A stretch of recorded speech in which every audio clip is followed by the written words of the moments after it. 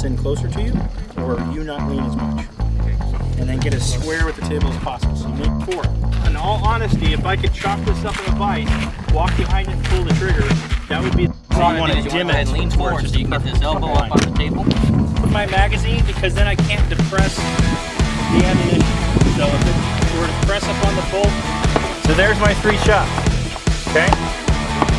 What do you guys think? Any questions on that?